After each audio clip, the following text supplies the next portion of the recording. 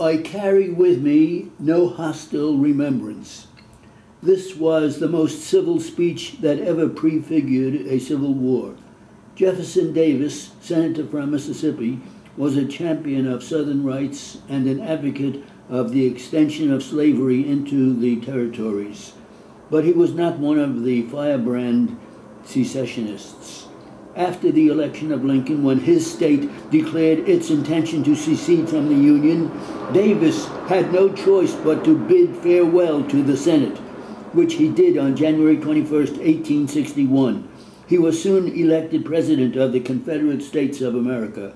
Though his oratory never had the sonority or evocativeness of Lincoln's, and his words were derided as cold and sere and legalistic in the North, Davis showed a simplicity, dignity, and sense of sadness in his farewell to the Senate that echoed years later in the second malice toward none inaugural address of his adversary. I rise, Mr. President, for the purpose of announcing to the Senate that I have satisfactory evidence that the state of Mississippi, by a solemn ordinance of her people in convention assembled, has declared her separation from the United States. Under these circumstances, of course, my functions are terminated here. It has seemed to me proper, however, that I should appear in the Senate to announce that fact to my associates, and I will say but very little more. The occasion does not invite me to go into argument, and my physical condition would not permit me to do so if it were otherwise. And yet it seems to become me to say something on the part of the state I here represent on an occasion so solemn as this. It is known to senators who have served with me here that I have for many years advocated as an essential attribute of state sovereignty the right of a state to secede from the Union. Therefore, if I had not believed there was justifiable cause, if I had thought that Mississippi was acting without sufficient provocation or without an existing necessity, I should still, under my theory of the government, become, and because of my allegiance to the state of which I am a citizen, have been bound by her action. I, however, may be permitted to say that I do think that she has justifiable cause, and I approve of her act.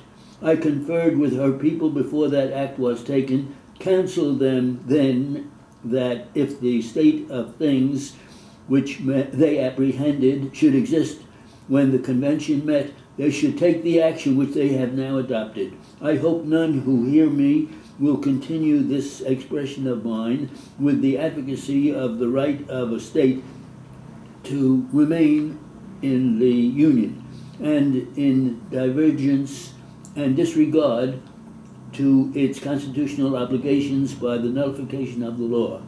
Such is not my theory. Nullification and secession, so often confounded, are indeed antagonistic principles. Nullification is a remedy which it is sought to apply without the Union and against the agent of the state. It is only to be justified when the agent has violated his constitutional obligation and the state, assuming to judge for itself, denies the right of the agent thus to act and appeals to the other states of the Union for a decision. For when the states themselves and when the people of the states have so acted as to convince us that they will not regard our constitutional rights, then for the first time arises the doctrine of secession in its practical application.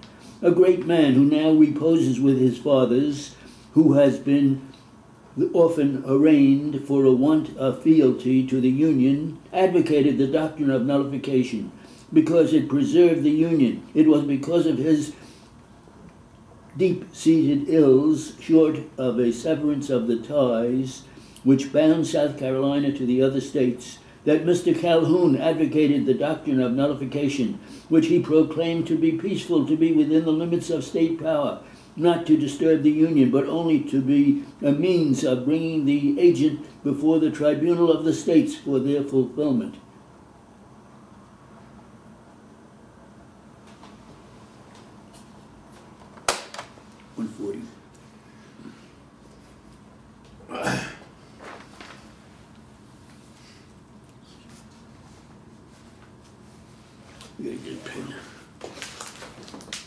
I have the name Calhoun in my dictionary. Yeah. The common history name. Calhoun.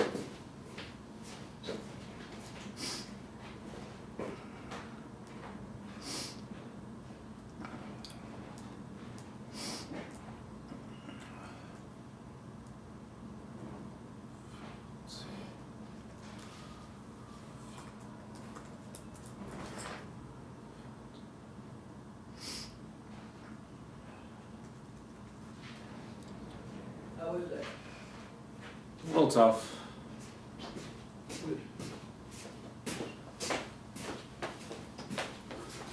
Want to read some?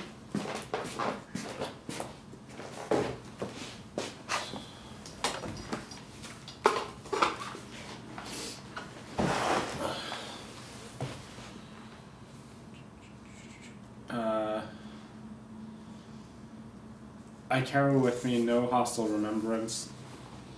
This was a simple speech that ever prefigured a civil war. Jefferson Davis Senator. Oh. Prefigured a civil war. Jefferson Davis, senator from Senator from Mississippi, was a champion of Southern rights and an advocate of the extension of slavery into the territories, but he was not one of the firebrand, one word.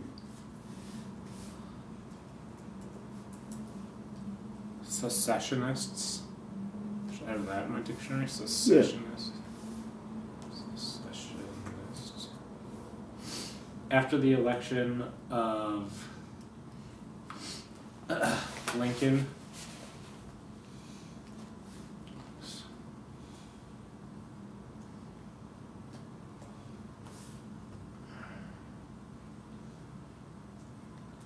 when his state declared its intention to secede. How do you write secede? S-E, then S-E. Yeah, that's right, okay.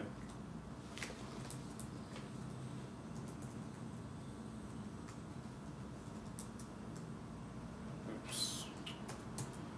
Secede. From the Union, Davis had no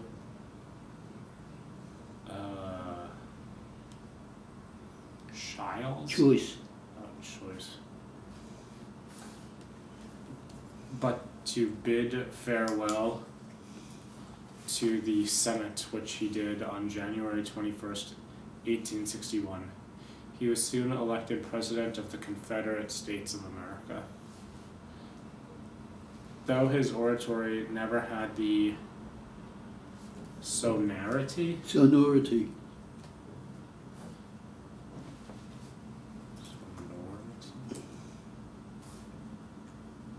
comes from the word sonorous. What's that? S-O-N-O-R-O-U-S. It means fancy speech. Or evocative.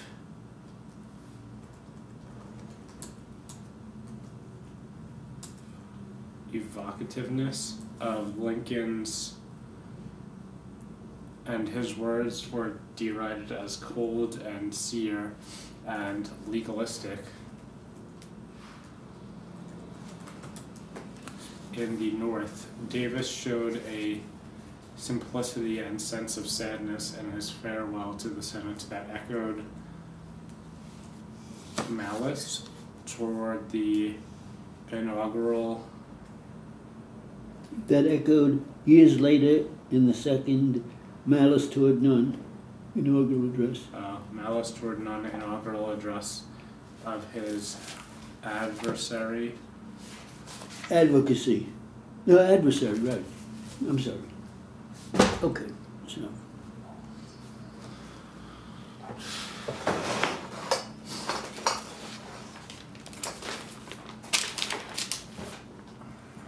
Okay.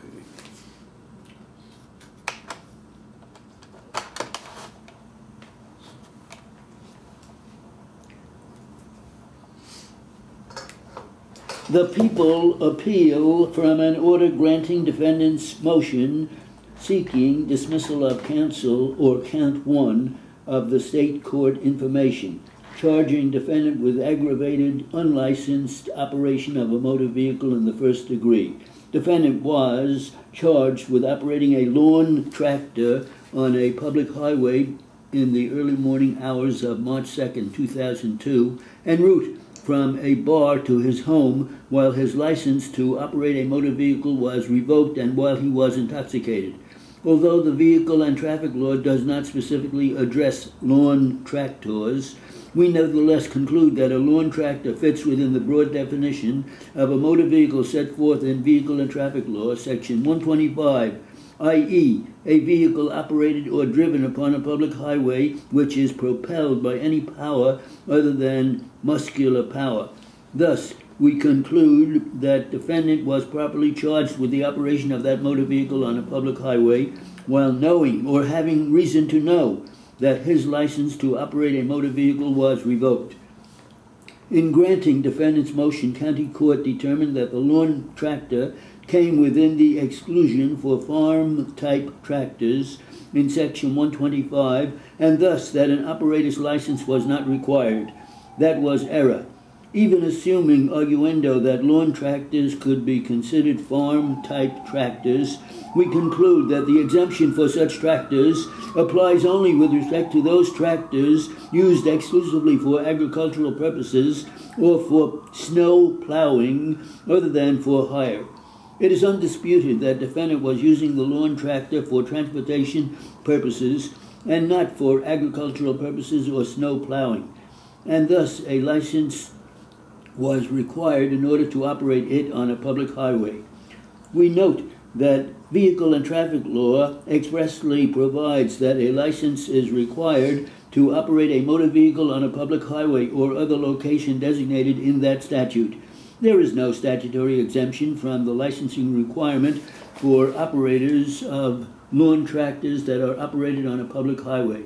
We further conclude that Vehicle and Traffic Law, when read in conjunction with Sections 125 and 509, placed defendant on notice that the statute prohibiting the aggravated unlicensed operation of a motor vehicle encompasses the operation of a lawn tractor on a public highway.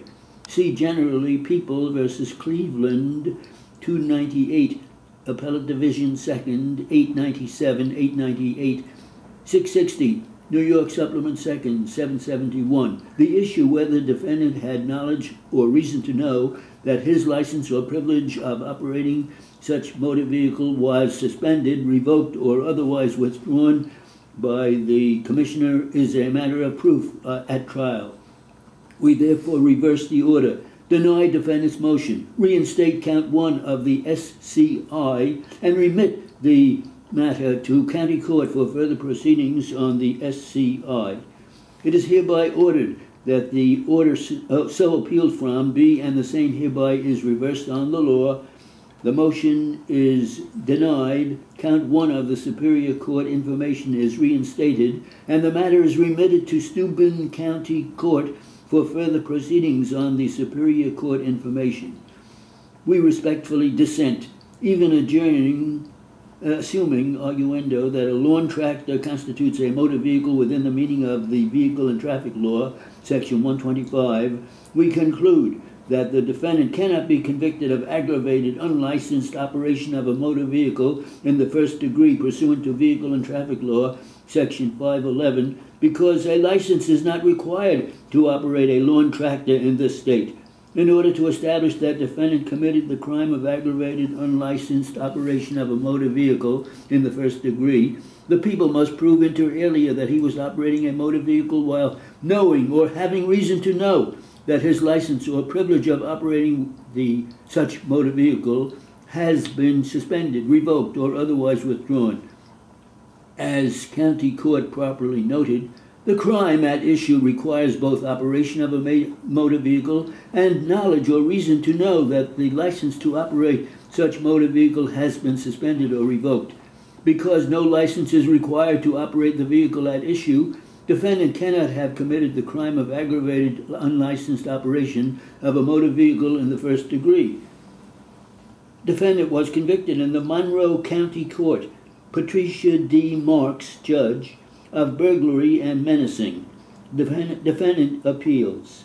The holding is that the Supreme Court Appellate Division held that the prosecution established an independent basis for in-court identification of the defendant by the witness, and thus this fact that witnesses' identification of the defendant from a photo array was improperly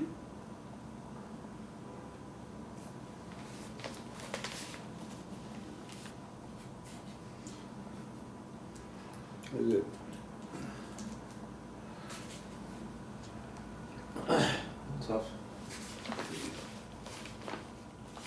I'll give you something a little snappy there.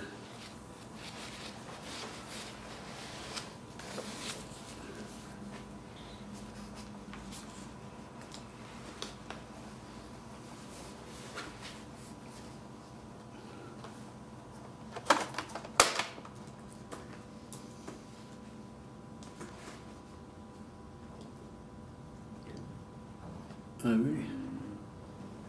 Is thereby count one of the Superior Court information is reinstated. Superior Court information. How do you write superior? 2 strokes. Cleveland, I don't have that.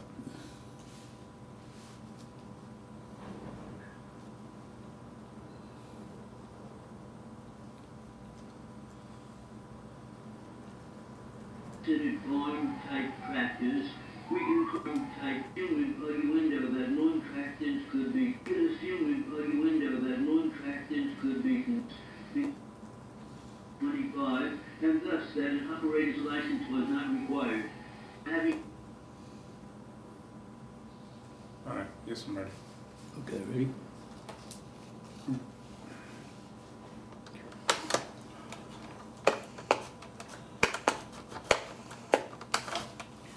Doctor, on direct examination, you were asked about the endocrine glands?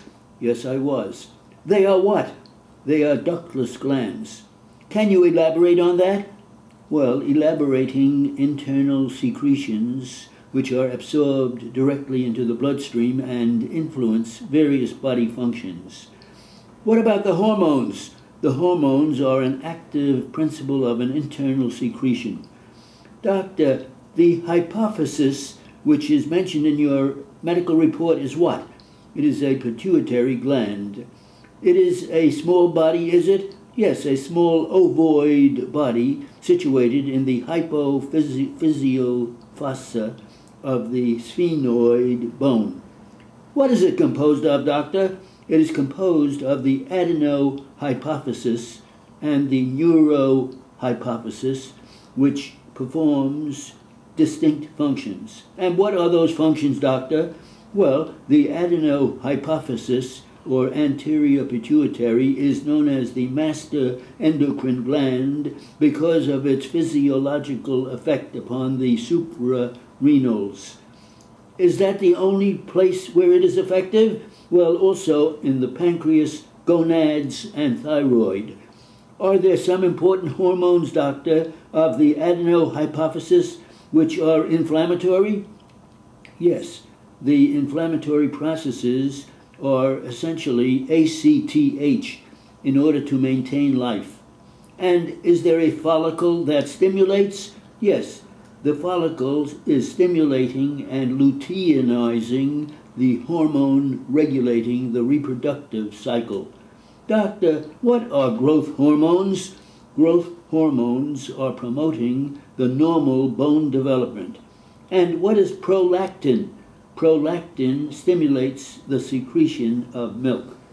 Doctor, you mentioned in your medical report the thyrotrophic hormone. Yes, that evokes increased uptake of iodine by the thyroid. And the neurohypophysis is what? It is thought to be not a true endocrine, but a depot for neurosecretions known as the antidiuretic hormone containing vasopressin and oxytocin. Doctor, what are parathyroids? Parathyroids are 2 to 4 small glands, usually a pair attached to each thyroid lobe. They secrete a hormone which regulates the metabolism of calcium and phosphorus. What are the suprarenals, doctor? Well, they are 2 glands, one on top of each kidney. What are they composed of? They are composed of an inner medullary substance and an outer cortex. And is that medulla that produces the adrenaline? Yes, the medulla produces adrenaline and noradrenaline. And the adrenal cortex forms what?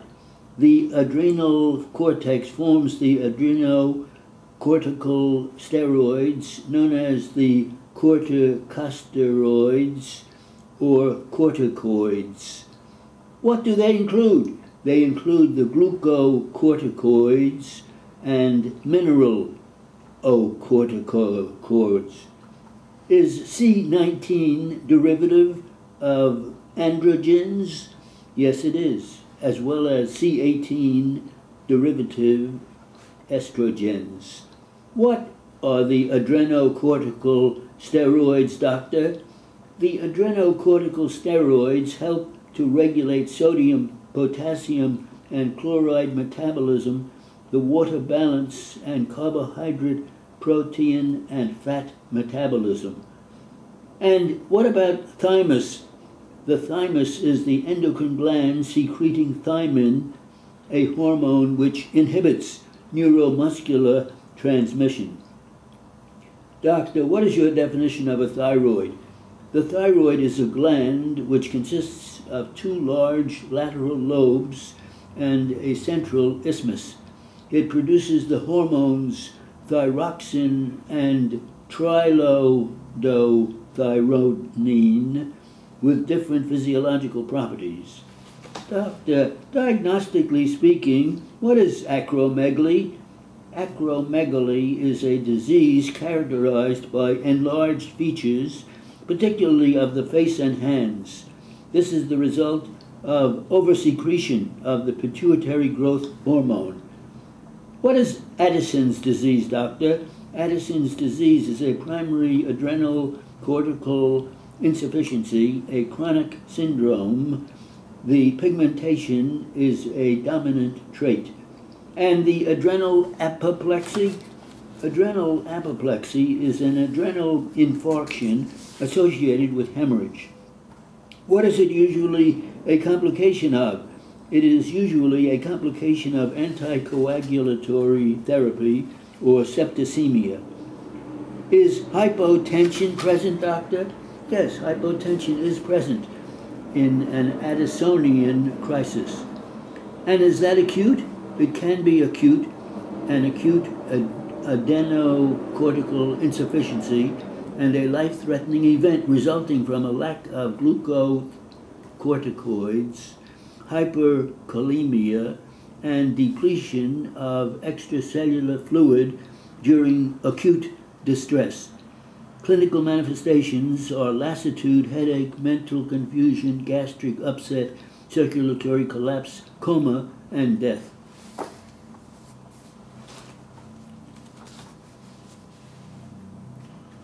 How's it?